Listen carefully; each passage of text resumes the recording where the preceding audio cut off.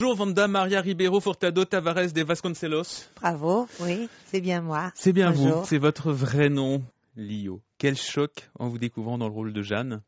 Ce qui est bien en tout cas pour ceux qui pouvaient en douter, c'est que vous confirmez que vous êtes vraiment une actrice, très bonne actrice. Lio dans le rôle d'une catho, j'ai envie de dire fervente, traumatisée en tout cas introvertie. Oui. Tout l'inverse de la Lio qu'on connaît. Mais c'était ça qui était intéressant. Et pour autant, Jeanne ne m'est pas si étrangère parce que je suis une rurale. Moi, je suis née à la campagne. C'est mon grand-père qui m'a mis au monde. Donc, je les connais, ces familles. On raconte en quelques mots l'histoire de Poison violent, ce film de Catel Kilevere. Anna, une adolescente de 14 ans qui est en internat, une école privée. Elle rentre chez elle pour les vacances où là, elle doit faire sa confirmation. Et pour résumer vraiment très brièvement, elle doit faire le choix. En tout cas, elle hésite entre justement la foi et la découverte de son corps. Première passion amoureuse, sexuelle également. Oui, puis en même temps, elle arrive avec toutes ces questions-là où il faut qu'elle confirme quelque chose, alors qu'au même instant, elle revient pour découvrir ses parents séparés. Donc c'est très compliqué et elle est au milieu de ce tourbillon et elle a effectivement un choix à faire, mais il lui donne le tournis, elle s'évanouit d'ailleurs, Clara, mais elle a cette confrontation et à un moment donné, elle va s'émanciper, elle va dire non, ce que sa mère n'aura pas réussi à faire, elle le fera. Pourquoi vous avez choisi? Parce que souvent, quand on regarde votre filmographie ces dernières années, vous faites des choix assez difficiles. Vous n'avez pas envie forcément d'aller vers des films grand public. Mais mais on me les propose pas. Je suis pas bancable. On les propose à Karine Viard, mais parce que je vois bien ce qui m'arrive dans les mains. Je ne suis pas sotte. Je lis mes scénarios. Quand j'en ai, je les lis. Je les lis. Moi, j'aime travailler. J'ai besoin de travailler. Vous savez, moi, je suis actrice quand je tourne. Sinon, je suis intermittente. Moi, je préfère être actrice qu'intermittente. Donc, j'essaie d'intermiter le moins possible. Mais voilà, il s'avère que c'est sur des films comme ça qu'on vient me chercher et que bizarrement, alors que je pense être quelqu'un de populaire, on n'a pas encore eu l'idée de m'offrir un rôle de comédie qui pourrait être pur. Mais sinon, vous rêveriez d'être aujourd'hui dans une grande comédie mais je style rêve, Lechti. Mais moi, je rêve d'être riche et célèbre comme tout le monde. Vous êtes déjà riche et célèbre. Non, je suis célèbre, c'est sûr. Célèbre, riche, je n'ai pas le détail de votre compte en banque. Riche, sûrement pas. C'est vrai, vous racontiez il n'y a pas longtemps que vous aviez de gros problèmes d'argent. J'ai des soucis, mais parce qu'en fait, j'ai eu un tel creux de vague, vous voyez, que c'est très difficile de récupérer ça quand en même temps, dans le même moment, les revenus baissent et les enfants augmentent. Donc c'est Combien ce que j'ai fait. Aujourd'hui j'en ai 6. 6. Oui, j'en imaginais un de plus. J'étais étonnant. 6 enfants, c'est déjà pas mal. Voilà, et c'est vrai que c'est dur à élever seul.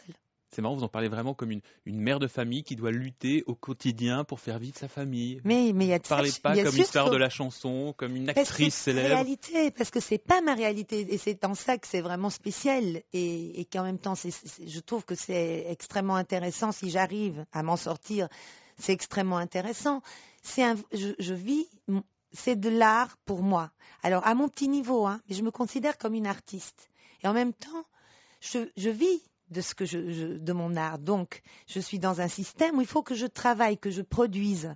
C'est très compliqué. Et il faut que je produise suffisamment pour faire vivre une famille, une femme seule avec 6 enfants. C'est marrant, vous en parlez comme si vous alliez à l'usine. Non, en disant, pas du tout, il faut bien que je gagne un salaire pour... Attendez, ça n'a rien à voir. Je suis une privilégiée, mais je ne suis pas Liliane Bettencourt. Enfin, aujourd'hui, je ne le regrette pas, vu ce qui lui arrive, vu son drame. Encore une petite île aux Seychelles, on dirait pas non. Ça fait 3 saisons que vous êtes jurée dans la Nouvelle Star, donc un jeu, concours, dont le but est de découvrir les talents d'aujourd'hui ou de demain.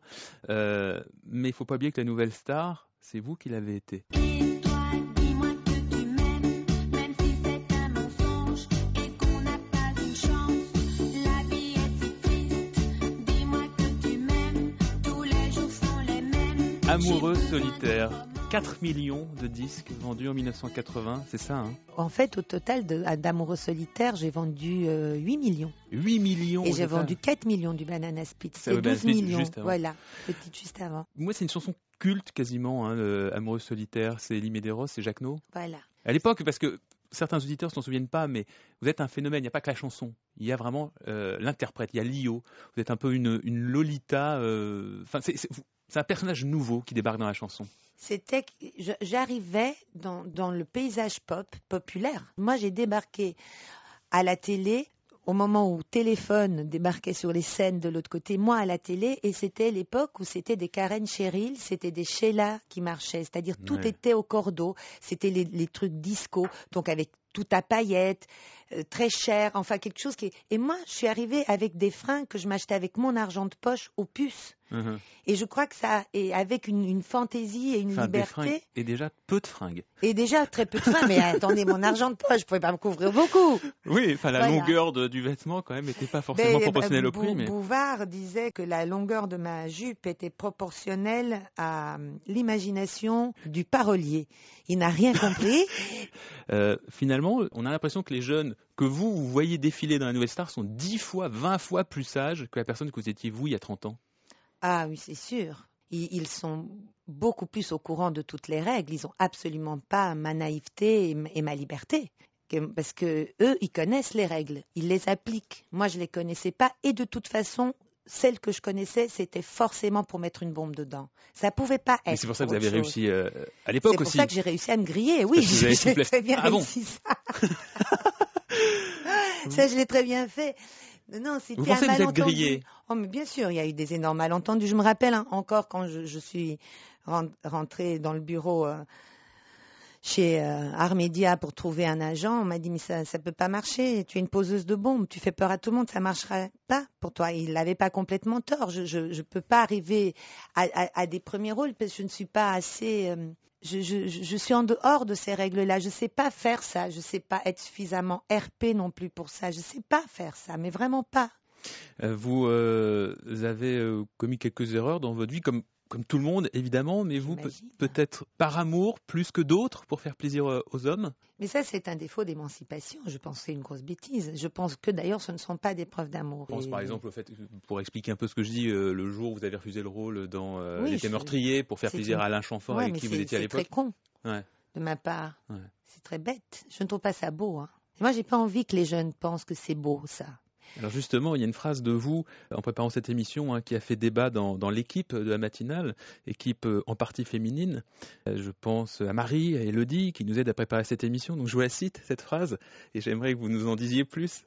Le prince charmant n'existe pas, c'est un gros mensonge qu'on a mis en place pour asservir les femmes et les hommes, c'est même criminel. Oui, moi j'ai une dent contre Walt Disney. Je le trouve très très responsable de cette idée que la femme dort jusqu'à ce que quelqu'un vienne de l'autre sexe vienne l'embrasser.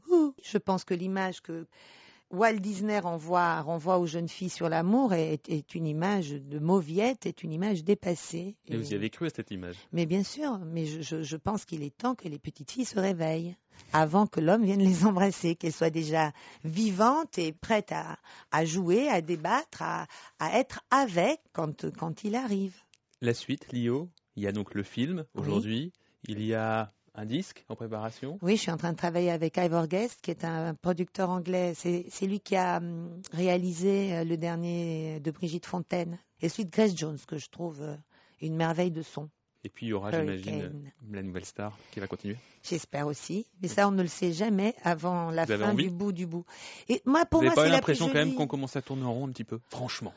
Écoutez, moi, honnêtement. Vous qui n'avez pas la langue dans votre poche. J'ai pas la langue de bois, donc je vais vous dire exactement ce que j'en pense. Je pense que ça reste une des émissions les plus fun, comme ça, de divertissement. Moi, elle me donnait une année d'un calme à peu près relatif en termes financiers, et je vais le regretter si ça recommence pas. Évidemment, ça va être beaucoup plus difficile pour moi.